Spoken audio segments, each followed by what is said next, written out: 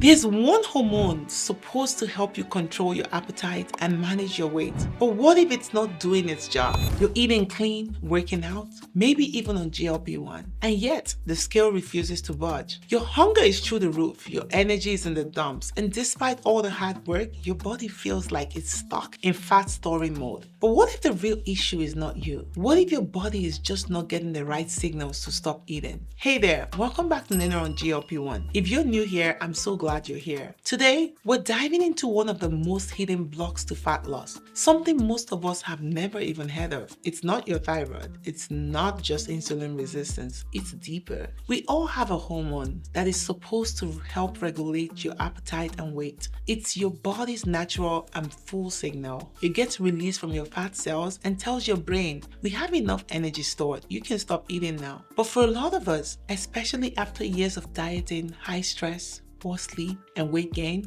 that signal gets jammed. And when that signal stops getting through, your body starts acting like it's starving, even if you have plenty of fat stored. And that condition, it is called leptin resistance. A study published in Cell Metabolism showed that when leptin signaling breaks down, the brain thinks that the body is starving, even when there is ample fat. The result, you get hungrier, burn fewer calories, and hold on to fat more tightly. This part is especially important if you're using GLP-1. GLP-1 medications help you feel full sooner and stabilize blood sugar, but leptin controls the long-term picture of fat storage and appetite regulation. So if your brain is still ignoring leptin, you may lose weight on GLP-1, but it could be slower.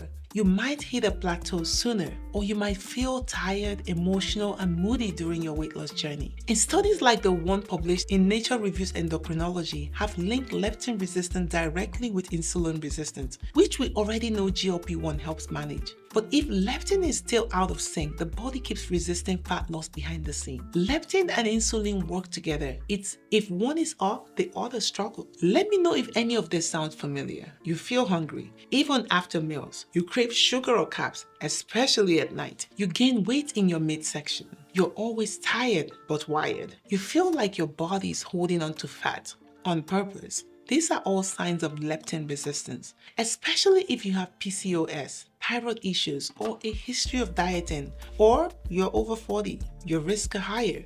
I used to blame myself for having no willpower, but looking back, it was not me. It was my body trying to survive even when I was doing all the right things. Now, let's talk about what helps. Because good news, leptin resistance is not permanent. You can reverse it. You can teach your body to listen again. One of the most powerful ways to reset leptin, sleep. A study from the University of Chicago found that just 2 nights of poor sleep reduced leptin levels by almost 20%. That is huge. Second, eat more protein. Protein supports satiety, muscles, and hormonal balance. And if you're on GLP-1 and naturally eating less, prioritizing protein becomes even more important. Third, resistance training. Lifting weights, using bands, or even just doing body weight workouts can help reset insulin sensitivity and balance leptin over time. Plus, more muscles equals a faster metabolism. There was a randomized controlled trial in Obesity Journal that showed participants who lifted weights had better leptin levels and improved fat loss compared to those who did cardio alone. And lastly, cut the ultra-processed stuff altogether. Inflammation from those foods messes with leptin signaling. Whole foods, fiber, healthy fats, they help reduce that brain fog around hunger and fullness. Now let us bring this full circle. GLP-1 and leptin are not enemies, they're teammates. GLP-1 helps regulate immediate appetite and blood sugar. Leptin manages long-term fat storage and hunger signals. If you work on fixing leptin resistance while you're taking GLP-1, you're giving your body double the support. You're not just forcing weight loss, you're healing the system that keeps the weight up. This is why some people on GLP-1 feel like they finally found something that works, because it gives the body a break from the chronic hunger so you can reset those deeper hormonal patterns. But to make the most of it, you have to support your body. Prioritize protein, lift something heavy, get real sleep, and I'm talking to myself too. Hydrate, cut the junk, and give your body the respect it deserves. When I first heard about leptin, I rolled my eyes.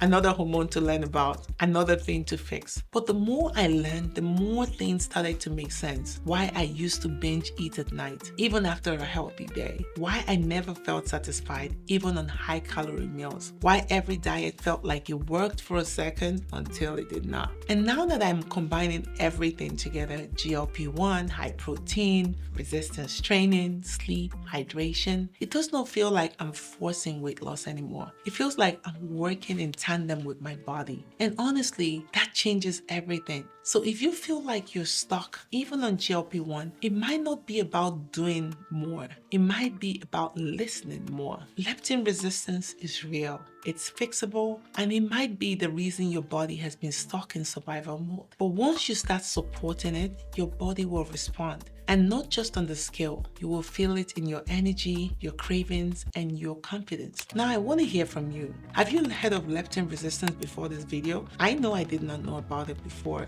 I learned about it. Does this sound like something you have experienced? Let me know in the comments. Thanks so much for watching, and don't forget to like, comment, and subscribe for more tips, stories, and real talk about GLP-1. I'll see you in the next video.